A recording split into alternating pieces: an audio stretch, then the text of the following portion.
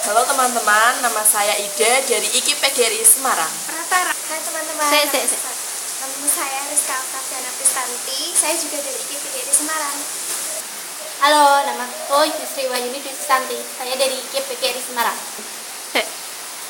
Nah, kali ini kita akan belajar mengenai fungsi. Pengertian fungsi adalah relasi khusus F antara elemen-elemen dalam suatu himpunan X dengan elemen-elemen dalam himpunan Y. Nah, kalau digambarkan dengan diagram seperti ini,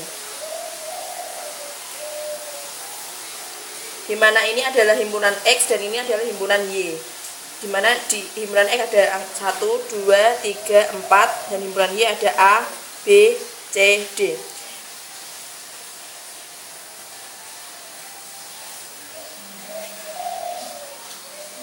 Nah, ini disebut dengan fungsi. Nah, sekarang kita akan belajar tentang fungsi khusus. Fungsi khusus ada 3. Yang pertama yaitu fungsi injektif, kedua fungsi surjektif, dan yang ketiga fungsi bijektif. Saya akan menjelaskan tentang fungsi injektif. Fungsi injektif, suatu fungsi F jika himpunan X dipetakan di himpunan Y disebut fungsi atau pemetaan injektif. Jika dan hanya jika untuk setiap X1, X2 elemen himpunan X berlaku apabila Fx1 sama dengan Fx2, maka X1 sama dengan X2.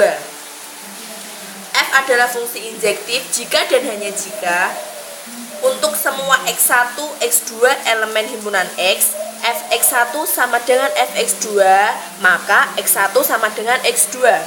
Atau untuk semua X1, X2 elemen himpunan X, jika X1 tidak sama dengan X2, maka Fx1 tidak sama dengan F2. Nah, berikut ini adalah contoh dari fungsi injektif. Di mana ada himpunan himpunan X dipetakan pada himpunan Y. 1 dipetakan ke A, 2 ke B, 3 ke C, dan 4 ke E. Ini adalah contoh dari fungsi injektif. Yang kedua itu fungsi surjektif. Fungsi surjektif adalah suatu fungsi F di mana himpunan X dipetakan ke Y disebut fungsi pemetaan. Surjektif dan jika dan hanya jika kisaran dari fungsi tersebut sama dengan kodomain dari fungsi F, yaitu Fx sama dengan Y. F adalah fungsi surjektif jika dan hanya jika untuk setiap Y elemen Y dan untuk setiap X elemen X, yaitu Y sama dengan Fx. Contohnya yaitu himpunan X, misalnya himpunan X 1, 2, 3 dan himpunan Y A, B, C dipetakan 1 ke A, 2 ke B, 3 ke B, 4 ke C. Ciri-cirinya yaitu domain ada yang lebih